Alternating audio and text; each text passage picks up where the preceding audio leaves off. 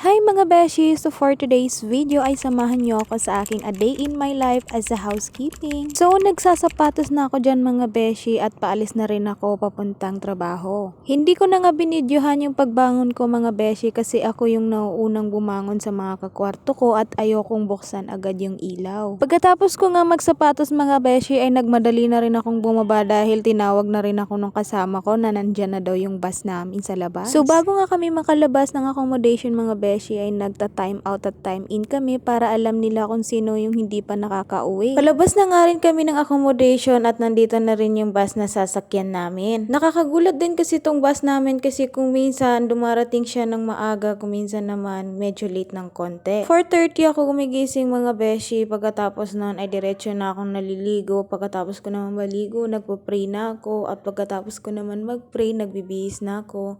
So madaling-madali talaga ako kasi mga 5:10 paalis na rin kami ng accommodation. Fast forward ay dumating na rin kami dito sa clinic kung saan ako nagtatrabaho. So every morning ganito na yung rotation ko, nagbubukas ng pinto, nagbubukas ng mga pinto ng doktor. Pagkatapos ko naman noon ay nagtitimpla na ako ng kape para mag-breakfast. Dito na ako nagbe-breakfast mga beshi dahil wala na rin akong time pag umaga. Ayan, at ready na rin yung cellphone holder ko para makapag-video call sa pamilya ko. So dahil malayo tayo sa pamilya natin, kailangan natin ng connection para makausap natin sila. Mga beshi, kung alam nyo lang, sobrang hirap maging isang OFW dahil lahat mararanasan mo, lahat mararamdaman mo.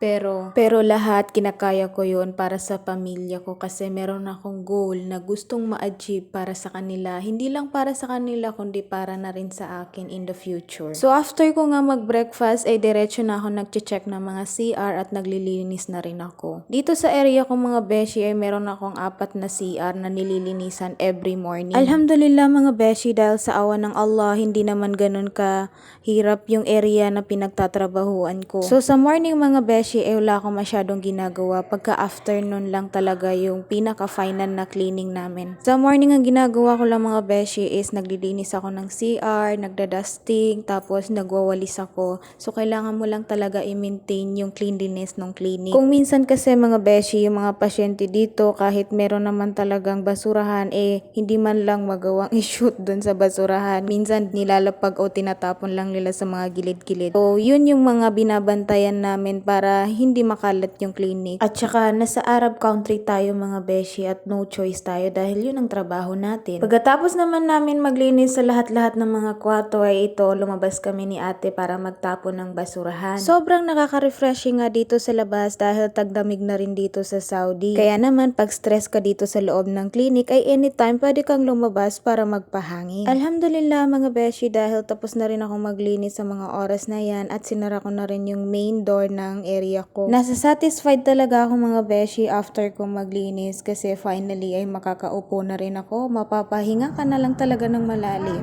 Charis. Hi mga beshi, pauwi na po kami. Yan, naka-jacket kami dito sa labas kasi sobrang lamig.